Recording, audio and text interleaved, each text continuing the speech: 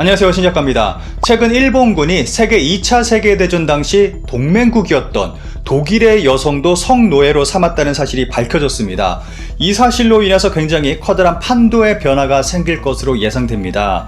현지 일본의 상황과 이 보도에 대한 일본인들의 반응을 좀 살펴보도록 하겠습니다. 일본의 반응이 굉장히 뜨겁습니다. 제2차 세계대전 당시 일본군이 같은 동맹국인 독일 여성을 성노예로 삼았다는 주장이 제기됐습니다. 네덜란드의 탐사보도 언론인 그리셀다 몰레만스는 네덜란드 전쟁기록원과 미국 국립문서기록관리청 등에서 찾은 자료를 근거로 일본군이 조직적으로 독일 여성들을 성폭행했다고 밝혔습니다. 몰레만스는 네덜란드 전쟁기록원과 미국 국립문서기록관리청 등에서 찾은 자료를 근거로 이같이 밝혔습니다. 일본군은 전쟁 당시인 1942년 3월 초부터 네덜란드령인 인도네시아의 자바섬 동부 블로라 지역에서 일본구 48부대가 미성년자를 포함한 독일 여성들을 성폭행했다는 것입니다. 몰레만스는 30명의 여성과 소녀들이 한 건물로 옮겨졌고 이후 이 건물은 군대의 위안소 역할을 했다고 전했습니다.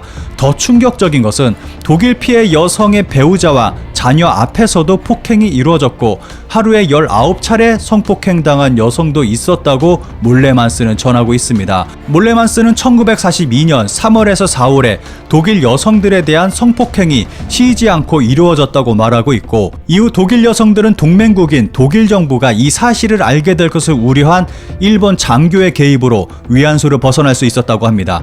인도네시아에 독일 여성들이 있었던 이유는 교사나 농장주와 석유 기술자의 아내로 체류하고 있었다고 합니다. 이런 사실이 독일에 알려지지 않은 이유에 대해 몰레만스는 독일에서는 아무도 일본의 이런 전쟁 범죄에 대해 알지 못했는데 그 이유는 네덜란드 전쟁기록원에 있는 증거 자료가 공개되지 않았기 때문이라고 전했습니다.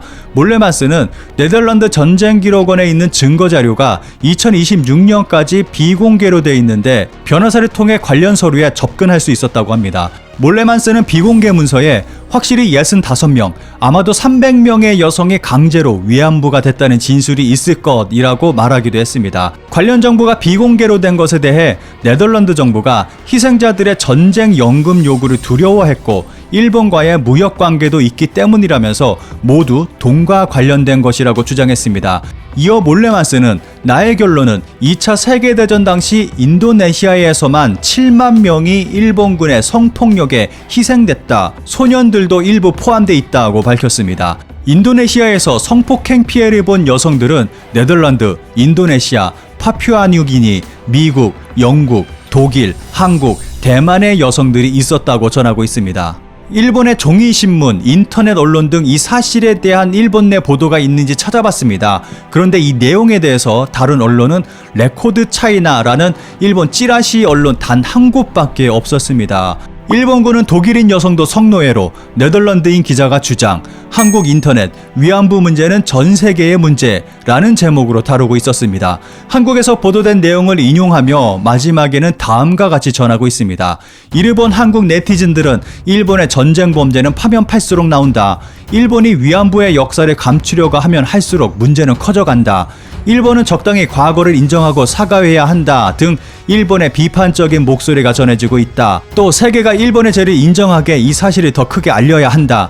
일본군 성노예 문제가 한국만의 문제가 아니라 전 세계의 문제가 되는 것을 일본은 가장 두려워한다. 그리고 한국이 하지 않으면 안 되는 일이다. 위안부상은 일본을 비판하기 위해서가 아니라 분쟁 지역에서 성적 피해를 받고 있는 여성의 상처를 치유, 재발 방지를 다짐하는 의미로 전 세계 도시에 설치해야 한다라는 목소리도 들리고 있다 라면서 끝마치고 있습니다. 이번에 밝혀진 사실로 인해서 위안부와 관련된 일들의 판도가 바뀔 것으로 예상됩니다.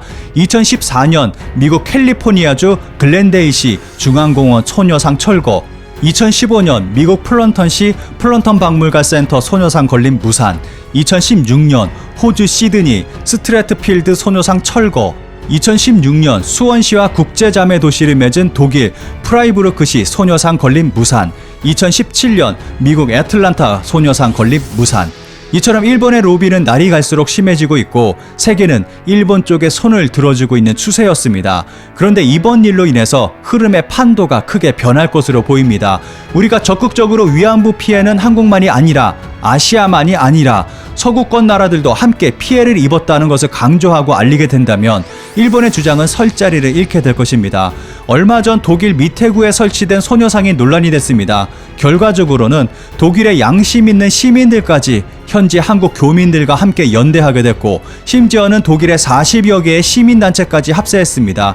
뿐만 아니라 일본 시민들도 나서는 상황이 펼쳐졌습니다. 그리고 독일 사회민주당 소속 미테구 의원들이 미테구청에 소녀상 철거 계획 재검토를 요구한 데 이어 구청장이 소속된 녹색당 및 좌파당 의원 등 미테구 의회 의원 과반수 이상이 다셀구청장에게 철거 재검토 의견을 전달한 것으로 알려졌습니다. 이렇듯 세계의 양심들은 우리의 손을 들어주고 있고 그 흐름이 바뀌어가고 있습니다. 이제 일본군 성노예 피해는 우리만의 일이 아닌 전 세계적인 일이 돼버렸습니다. 이 기회를 잘 살리면 분명 큰 변화가 있을 것이라고 생각합니다. 일본의 언론들은 이번 일에 대해서 보도가 없습니다. 하지만 일본의 인터넷 커뮤니티에서는 반응이 굉장히 뜨겁습니다. 정말 황당한 일본의 반응을 살펴보도록 하겠습니다. 그렇다면 베트남에도 동상을 세워야 하지 않을까? 이거는 얘네들이 맨날 주장하는 베트남하고 라이따이한 요거 맨날 주장하고 있죠. 멍청한 아베 10억엔 대신입니다. 크크크.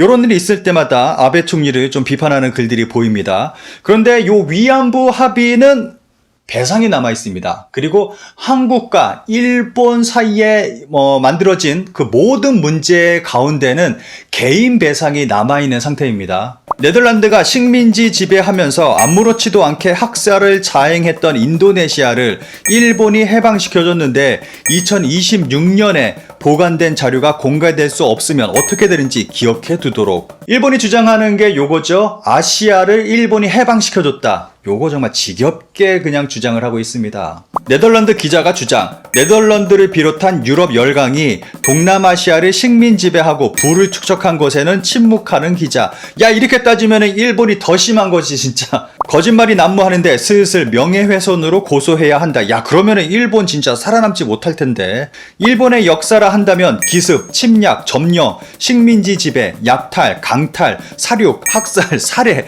강제연행, 강간, 흉악, 잔인, 전쟁범죄, 흉측한 패배자, 적국.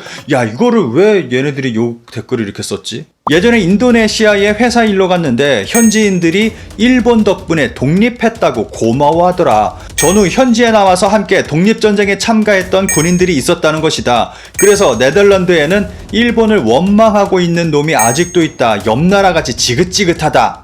지금도 일본이 네덜란드인에게 미움을 받고 있는 것도 수긍이 간다. 야, 이렇게 보면은 네덜란드도 한 반일 하는 것 같습니다. 네덜란드인은 어른스러운 대응이 가능한 나라다. 메이지 시대에는 서양 열강이 아시아를 식민 지배했었다. 일본도 하마터면 이 파도에 휩쓸릴 운명에 있었다. 그러나 메이지 정부는 무사 출신의 간직한 사람들이 있었기 때문에 의연한 태도로 우리나라는 다른 어떤 나라로부터 지배받은 적이 없다고 단호하게 교섭 자리에서 노려봤다. 그 박력에 항거하여 서양 열국의 하인은 되지 않았다는 말도 있다. 오히려 네덜란드는 2차 대전 일본군의 공격으로 퇴진할 수밖에 없는 상황이 돼서 종전 직후 반일 분위기가 있었다. 그러나 시대가 흐를수록 일본 정부의 입김으로 차츰 친일 국가로 변모해 간 것이다. 일부 네덜란드인들은 아직도 내심 반일이라 하더라도 외면적으로는 어른스러운 대응이 가능하다. 그에 반해 한국인들은 언급할 가치도 없다. 일본의 약 1234억엔의 차관과 수많은 일본 기업이 건설과 관계됐는데 자카르타의 도시고속철도 개통 축하식에서 인도네시아 대통령은 일본의 협력에 대한 감사의 말은 없었고 그뿐만 아니라 지원에 대한 언급도 없었다. 타나카 카쿠에이 총리가 1974년 1월에 인도네시아를 방문했을 때 자카르타에서 대규모 반일 폭동 발생, 인도네시아 코로나 1호 환자의 감염원은 일본인이라고 근거 없는 발표, 인도네시아 역사 교과서는 일본군이 침략자였고 네덜란드보다 더 심한 통치였다고 기술. 이런 거 보면 인도네시아도 반일 정신이 굉장히 투철한 것 같습니다.